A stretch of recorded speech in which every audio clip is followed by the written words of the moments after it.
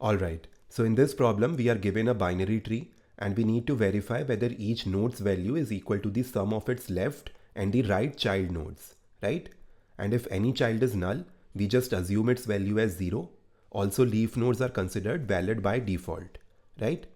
So for example, in this given tree, if you see, each node's value matches the sum of its children, right? So if you see 3 plus 5 is equal to 8, 0 plus 2 is equal to 2, and then finally 8 plus 2 is also equal to 10, right? So the output over here is 1, meaning the tree satisfies the property. And in case if the tree doesn't satisfy this property for any of the subtree, we just need to return 0 as our final output, right?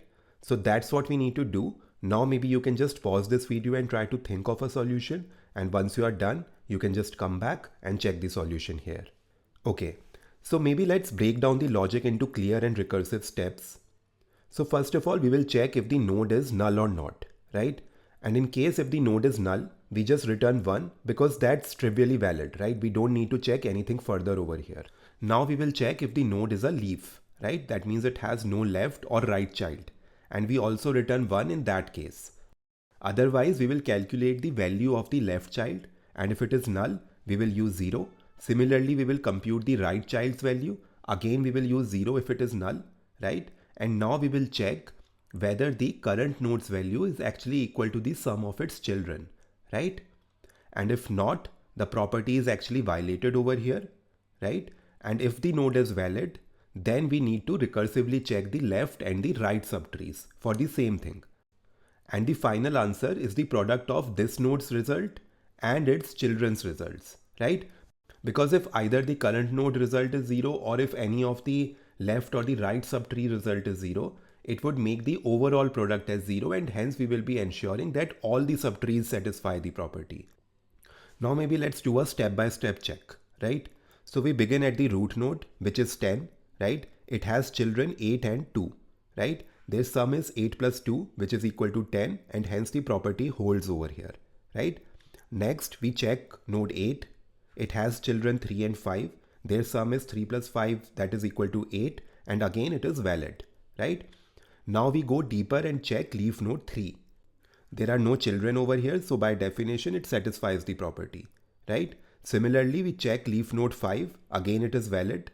Now we go to the right child of the root, which is node 2, right? It has just one child, that is 2 on the right. So left is equal to 0, right is equal to 2, and 0 plus 2 is equal to 2, right? So the property actually holds over here as well, right? And finally, the leaf node 2 is also valid by default. So all the nodes satisfies the children sum property. So the tree is valid and the final result is 1, right? So that's the entire algorithm walkthrough. Now let's see the code for this particular solution. So first we define a node class with a constructor that initializes the data left and right of the binary tree, right? Now inside the solution class, we begin the function isSum property.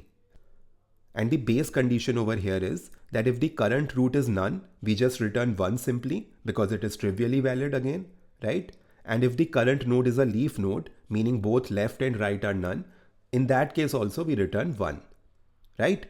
Next we compute the value of the left and the right child nodes. If either child is none, we treat it as 0, otherwise we use its data.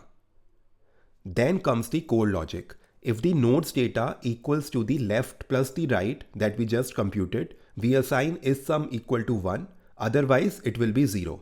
And the final return statement is pretty elegant over here. If you see, we multiply the result of this check with the recursive calls to the left and the right children.